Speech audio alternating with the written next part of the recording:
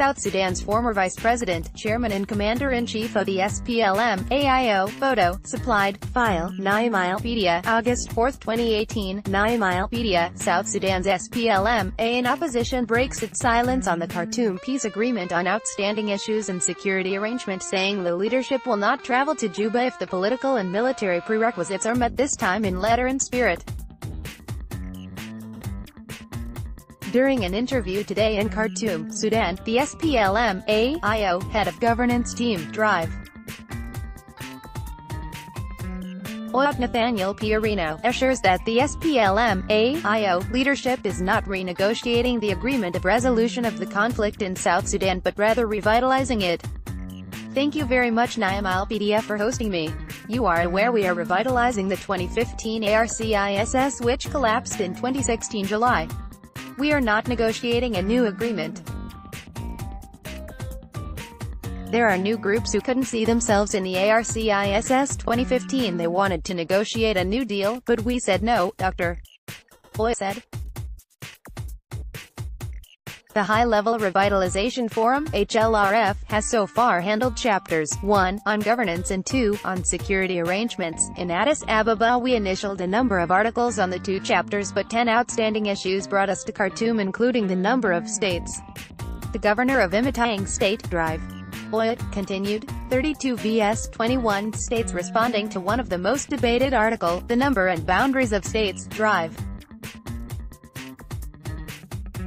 It reiterates that the 2 main warring parties that are currently operationalizing the 32 and 21 states did not agree on this article, and therefore the parties have derived a process that he believes will be transparent and hard to rig. IG and IO are the only parties that are operationalizing 32 and 21 states in the country respectively. At the talks we rejected the government 32 states, they also rejected ours. We later agreed to institute an Inclusive Boundary Committee, IBC, to handle the number of states before revitalized TGNU is established.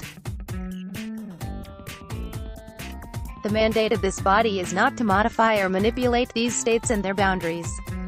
They will study the viability and rationale of these sets of states. And they will make recommendations, Dr. Oy said. Asked of why it would be harder to rig and how the parties will ensure that the process is transparent, free and fair, he said the referendum will be supervised by the EO and IGAD and secured by a joint IGIO force alongside the UNMISS and RPF forces. As regarding the viability and fairness of a referendum, it's important to note that the referendum shall be under the direct supervision of African Union and IGAD. They will use international criteria and standards for carrying out elections. Secondly, the referendum will be secured by parties through the joint forces, army, police, and the national security. They will be beefed up by UNMISS and RPF forces under their respective mandates. It will be difficult to intimidate or rig this process, he continued. Critics, however, believe that the IBC may reach consensus based on majority decision, otherwise many citizens may not participate if referendum goes through. Because South Sudan's economy is at a near collapse, many important anniversaries including the Independence and Martyrs' Days have not been commemorated this year, and therefore South Sudan may not have the budget and time needed to hold referendums.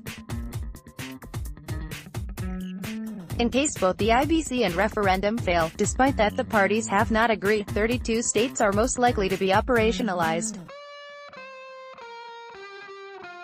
SPLM-IO leadership will not go to Juba. Asked of how the SPLM-AIO plans to return to Juba and ensure that the J1 incident does not repeat itself, Drive. It explains the SPLM-AIO measures that must be put in place before their leadership lands in Juba. The SPLM-AIO leadership will not go to Juba until after the 8 months pre-transitional period. There are a number of preconditions to be met, which includes security and political prerequisites, Dr. Oy said. Security-wise, the total cantonment of all forces is a must. The selection, verification, and joint training of forces by international and regional partners. Within the pre-transitional period, the parties shall deploy the joint forces throughout South Sudan, beginning with Juba and major towns of South Sudan. Politically, the work of National Pre-Transitional Committee, NPTC, IBC, or RCNS, BSS, NCAC, etc. that shall operate from outside the country must be smooth and successful. Before moving to Juba, we shall evaluate based on the above security and political preparations if peace exists or not before taking any decisions whether to go to Juba or not. He continued. Asked of why fighting has continued despite that a permanent ceasefire agreement has been signed, Drive. Oyet said it is the government forces that are on offensive in attempt to capture more areas under their control. However, he believes the attacks were minor and their forces have managed to fight back in self-defense. For the last 3 days, we had a lull. We have been having skirmishes here and there due to violations by the government parties, but they were intermittent. This was motivated by the urge to gain territorial and strategic advantages. We have been fighting back in self-defense. The SPLM, AIO, military governor and a former lecturer, Dr. Oyet, said. CTSAMM shall report the details. In light of this, the security situations of the country remains fragile and unpredictable. However, the expectations for peace is higher among the civil population. This should give us incentives to completely ceasefire, Dr. Oyet continued. Power arrangement at national and state level. Asked of why the new power arrangement gives SPLM-A in government 55% of power sharing and leaves the rest of the opposition with only 45%, Drive. Oyet defends their position, saying that the power sharing will now be extended to all states in the country as opposed to Upper Nile and Equatoria in the past agreement. I told you we are revitalizing the 2015 ARCISS, we are not negotiating a new deal. We are only looking at provisions that have been rendered irrelevant due to changes in circumstances, one of which is the fact that they now have engulfed the entire country, Dr. Oyet claims. Unlike in 2015 where the conflict was almost confined to Upper Nile region, today Equatoria and Bahr el Ghazal have caught fire. SPLM-AIO is everywhere in South Sudan.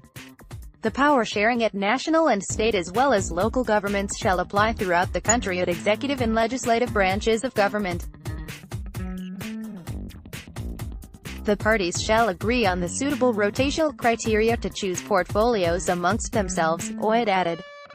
Federalism is popular demand system of governance. Asked whether the parties have resuscitated articles on federalism during the recent talks in Khartoum and Kampala, Drive. Oyet said the SPLM-AIO has given up the call for federalism. However, he said the parties have agreed on schedules of devolution of powers and resources which shall be led by the National Constitutional Amendment Committee. The question of federalism has been our key demands throughout the negotiations in 2014, 2015 and until now. We have never given up on it. The government party has been resisting it. We have agreed that the parties shall agree on schedules of devolution of powers and resources, and the National Constitution Amendment Committee shall incorporate this in the constitution that shall govern the new transitional period, head of IO Governance Committee said. This is good enough for the starting. The parties also agreed that the permanent constitution for South Sudan, which shall be promulgated during the transitional period, shall be based on federalism. We therefore kept track of the federalism question, Dr. Oyet continued.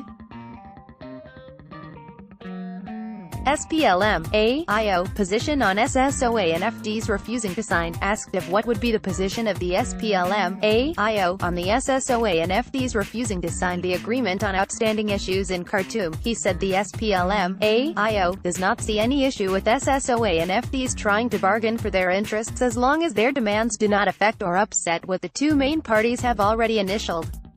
It is individual party decisions to negotiate and sign an agreement. SSOA and FDs request that they be given time to study the draft proposal and consult themselves. We have no problem with that. We understand their concerns in the draft agreement. In negotiations you don't get 100% of what you want.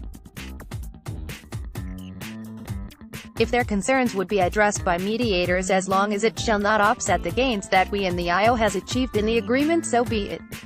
The SPLM-AIO chair of governance team said. As far as I know, they now have very limited time. We, the parties who initialed the agreement, are waiting. The suffering common man in the country is waiting. The world is also waiting for them to sign the agreement. We will surely sign the agreements and move to the next stage, Lloyd concludes.